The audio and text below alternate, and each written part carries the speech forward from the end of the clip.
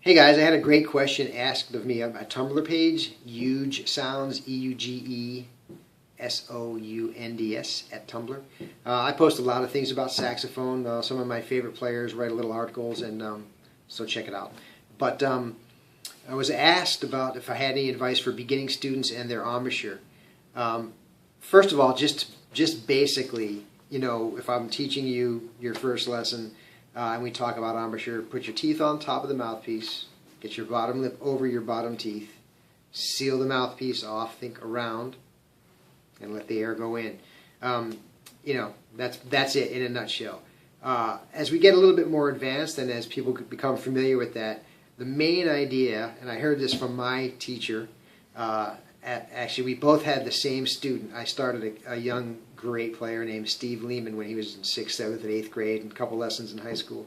And then he went on and studied with my teacher, whose name was Duncan Martin. Steve's a great player. Check him out, by the way, Lehman. But one of the things that Duncan explained to him was that this whole mechanism, this whole embouchure, moves around. It can move around. It should move around if you're an expressive jazz player. Classical musicians tend to keep that a little steadier and a little bit more consistent.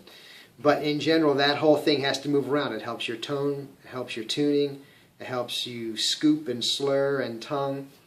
So just like when you speak, your face moves around, and your tongue too, by the way. Same thing when you play saxophone. Everything's sort of in motion. So don't be afraid to file that in your memory and keep that back there, that, hey, it's okay to move this around to get certain effects, to get in tune. Now, in the middle, between the first thing I said about just the basic embouchure and the moving around bit, there's this entire time where, you're just trying to get an embouchure that works.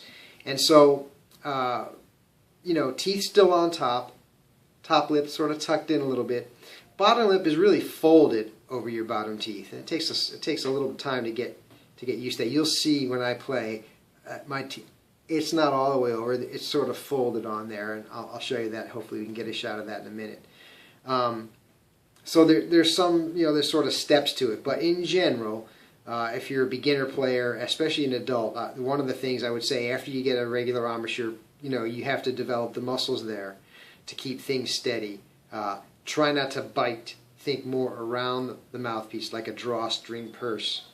And let that develop, all the while keeping these things in mind, that you're going to let that bottom lip sneak out just a little bit, so it's sort of, the reed is sort of folds down onto creates a fold in your lip, and you're going to think around the mouthpiece, and you're going to allow your embouchure to be fluid. So here's what it looks like. Hopefully you can see my goofy muscles in my face move as I play. And I'll see if I can turn this way. You might be able to see how the reed actually creates a fold on my bottom lip.